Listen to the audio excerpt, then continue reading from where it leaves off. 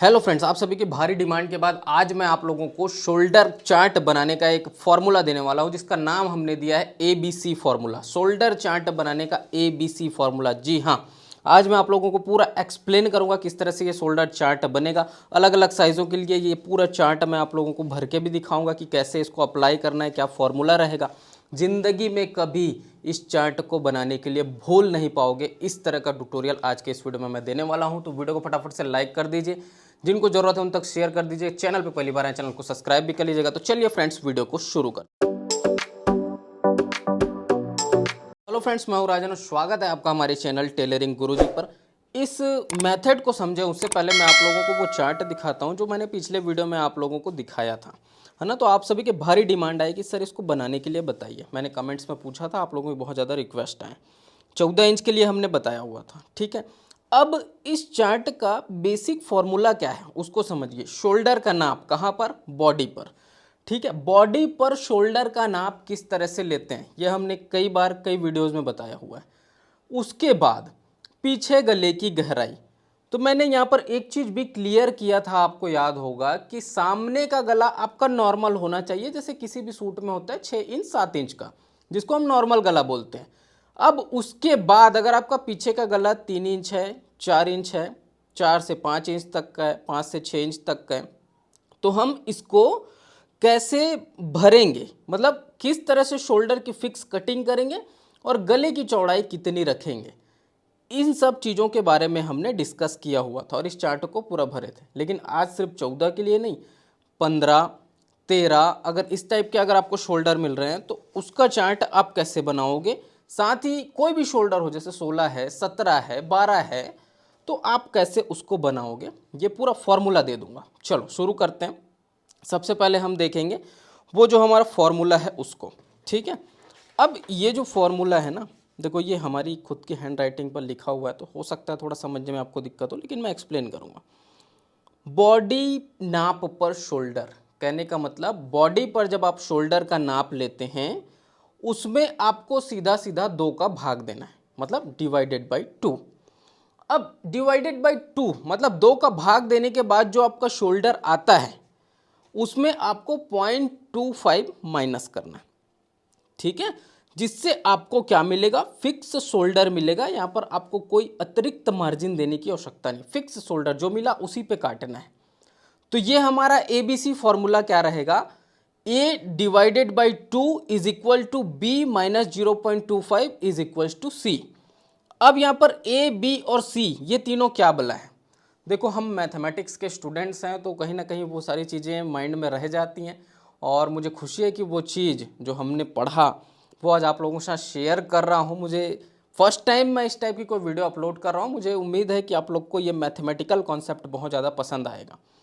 Body नाप पर shoulder कितना है? एक्यूरेट शोल्डर, जो कंप्लीट शोल्डर आता है उसको हम बोलेंगे A, ठीक है। अब बॉडी नाप पर शोल्डर का आधा, इसको हम बोलेंगे B, और जो फिक्स शोल्डर की कटिंग करनी है उसको हम बोलेंगे C, ठीक है। तो 14 इंच वाला जो मैंने कॉन्सेप्ट बताया था आप लोग को पिछले वीडियो में, उसमें मैंने क्या कहा था कि आपके बॉडी नाप पर शोल्डर कितना है? 14 इंच। उसमें हम क्या देंगे? 2 का भाग देंगे, तो कितना आ गया? 7। अब इस 7 में 0.25 माइनस कर देंगे, तो हमारा एक्यूरेट जो शोल्डर आएगा वो कितना आएगा? 6.75। तो यहाँ पर आपका A क्या है? 14 इंच, B क्या है? 7 इंच, और C क्या है? 6.75 इंच। और हमको मतलब किससे है? C से, ठीक है। जो मेन शोल्डर आएगा जिस पे कटिंग करनी है उससे मतलब है। तो यहाँ पर हमने ना तीनों जो चार्ट है इसको भरने के लिए लाइन से रख लिया है। फर्स्ट है बॉडी नाप अगर 13 इंच है शोल्डर तो, दूसरा है 14 इंच है तब, तीसरा है 15 इंच है तब। तो हमारा जो फॉर्मूला है वो क्या कहता है कि बॉडी नाप में आपका शोल्डर, ठीक है, यहाँ पर देखना, जैसे यहाँ पर हम डायरेक्ट ये फॉर्मूला अप्लाई करते हैं, ये वाला 6.25। अब ये कैसे मिला? तो यहाँ पर थोड़ा सा गौर करना है। ये जो चार्ट मैंने आप लोग को दिखाया था 13, इसमें 2 का भाग दिए, 6.5 मिल गया, 25 माइनस कर दिए 0.25, तो 6.25 आ गया। अब ये 625 को आपको कहाँ पर भरना है? ये 625 को आपको भरना है 3 से 4 इंच गले की गहराई वाले सामने कॉलम में, ठीक है। तो जब भी आपके बॉडी नाप पर शोल्डर 13 है, पीछे का गला आपको 3 से 4 इंच रखना है और सामने एज अ कंडीशन नॉर्मल है, मतलब कि 6 से 7 इंच का सामने का गला है, तब आप शोल्डर की फिक्स कटिंग कितने इंच पर करोगे? 6.25 इंच पर। अब यहाँ पर ध्यान देना, मैंने 14 इंच वाले में भी ये चीज़ बताया था कि जैसे जैसे आपके गले डीप होते जाएंगे, 4 से 5 इंच रखना है तो ये हो जाएगा 6 इंच, मतलब 5 से 6 में हो जाएगा ये आपका 6.25 इंच। तो यहाँ पे समझने वाली बात क्या है कि पर 1 इंच डीप पर 0.5 इंच शोल्डर कम होगा, मतलब जैसे जैसे गले आपके डीप जाते जाएंगे शोल्डर आपका कम होगा। 1 इंच डीप करना है मतलब 0.5 इंच शोल्डर कम कर दो, 2 इंच डीप करना है मतलब आधा इंच कम कर दो, ठीक है। तो ये इस प्रकार से आप इसको पूरा भरते चले जाओगे, ठीक है, ये इस तरह से। तो देखिए इसमें अभी ये आ जाएगा 4.75, ठीक है, 4.25, और उसके बाद जो है उसको हम पूरा 4.5 कर देंगे।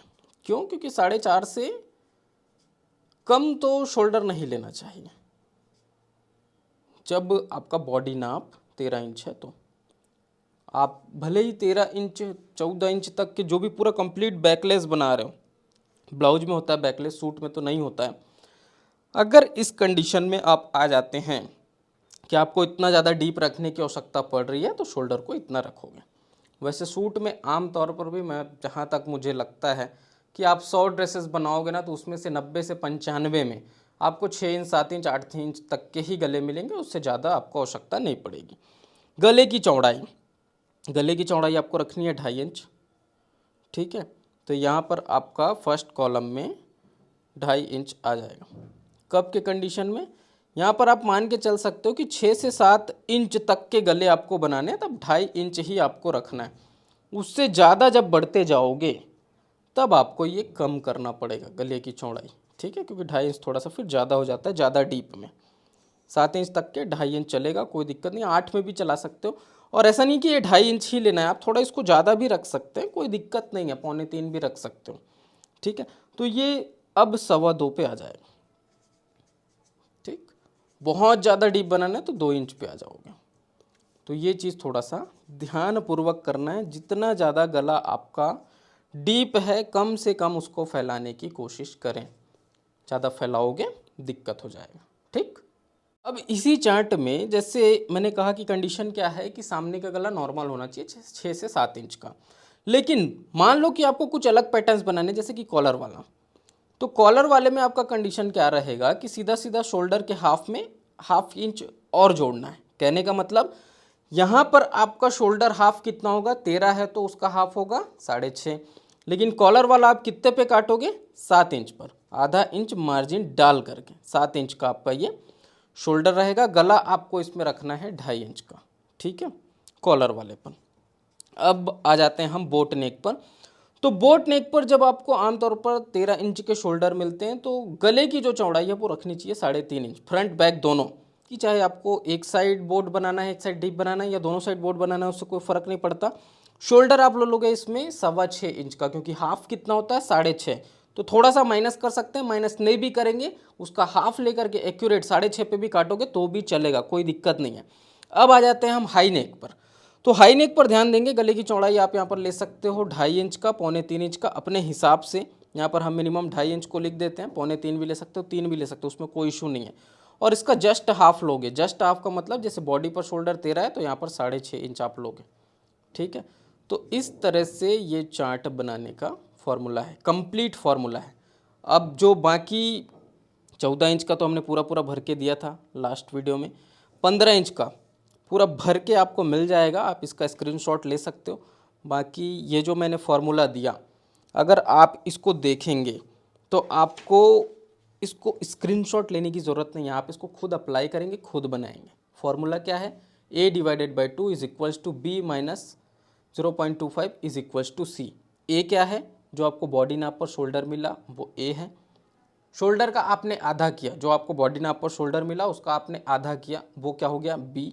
शोल्डर की फिक्स जो कटिंग है वो क्या हो गई? सी। इसको आप इस तरह से समझेंगे, देखो मैं आप लोग को थोड़ा सा प्रैक्टिकल समझाता हूँ।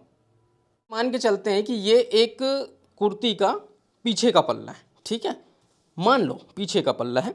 उस कंडीशन में सबसे पहले आपने क्या किया, बॉडी पर आपने शोल्डर को नापा, कितना मिला, मान लो आपको 13 इंच मिला, 14 इंच मिला, 15 इंच मिला, जो भी आपको मिल रहा है, क्योंकि अलग अलग नाप लोगे अलग अलग मिल सकता है। तो बी क्या है, जैसे आपको जो भी शोल्डर मिला उसका आपने हाफ लिया, 14 इंच मिला तो उसका हाफ लेने पर कितना हो गया, ये 7 इंच हमको मिला, ठीक है। तो ये आपका बी हो गया। लेकिन बी पर कभी कटिंग होगी क्या, नहीं होती। कब के कंडीशन में होती है, ओनली हाई नेक पर होती है। तो बी से हमको मतलब नहीं है, हमको चाहिए क्या, सी। सी कैसे मिलेगा, उसका फॉर्मूला मैंने बताया। और सी आपको हमेशा कम मिलता है, सिर्फ कॉलर वाले को छोड़ करके, ठीक है। तो ये जो सी है ये आपको कितना लेना है, इसी के लिए हमने पूरा चार्ट दिया, और मतलब आपको सी से ही है, ठीक है।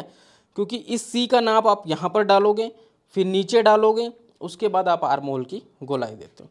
गले की जो गहराई की हमने बात की, वो गले की गहराई क्या है, इस तरह से जब हम गले की गहराई नापते हैं, ये आपकी गहराई है। गले की चौड़ाई की हमने बात की चार्ट में, उसमें भी, तो गले की चौड़ाई क्या है, यहाँ पर जो हम गले का ब्रॉड नापते हैं वो गले की चौड़ाई है, ठीक है।